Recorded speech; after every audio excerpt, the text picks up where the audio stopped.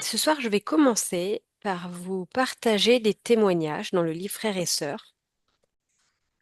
Alors, ces témoignages, ce qui est intéressant, c'est que ça montre qu'on peut trouver d'autres sources qui ne sont pas forcément issues de l'approche Faber et Masich, mais en même temps, ce qui est intéressant, c'est de montrer qu'il n'y a pas une méthode, en fait.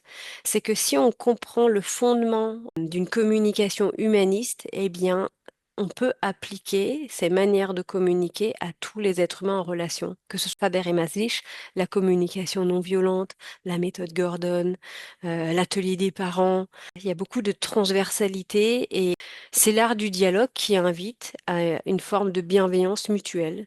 Et tous ces modes de communication, au contraire, développés pour se connecter à ses ressentis, à ses besoins et ceux des autres.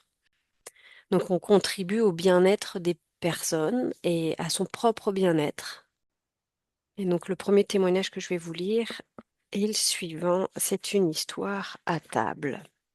Je me sentais d'humeur généreuse, c'est pourquoi j'avais décidé d'offrir quelque chose d'exceptionnel aux enfants.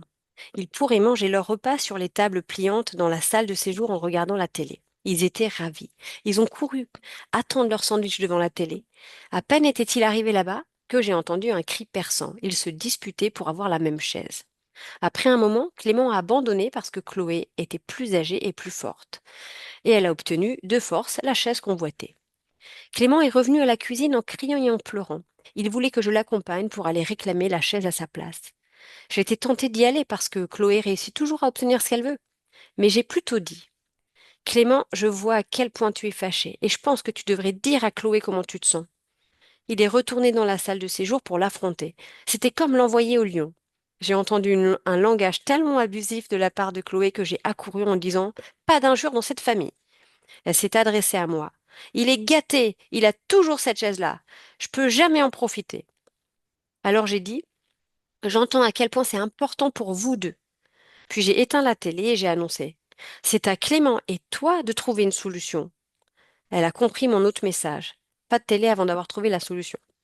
En marchant vers la cuisine, j'avais Clément en pleurs sur les talons, je bouillonnais à l'intérieur. Tout était de la faute de Chloé et j'aurais pu la frapper.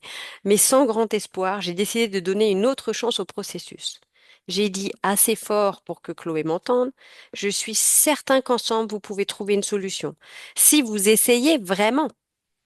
À ce moment-là, j'osais à peine le croire. Chloé est venue en disant, Clem, j'ai une bonne idée. Clément était tout excité. Il a couru vers le séjour avec elle. Je sais qu'ils sont ensuite allés chercher leur sandwich à la cuisine, comme larrons au foire.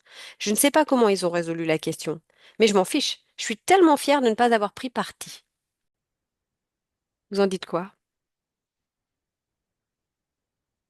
Que des fois, on a tendance à toujours vouloir intervenir et ça empêche Mm, les enfants à développer leur capacité à résoudre les conflits. oui, Mhm. tout à fait.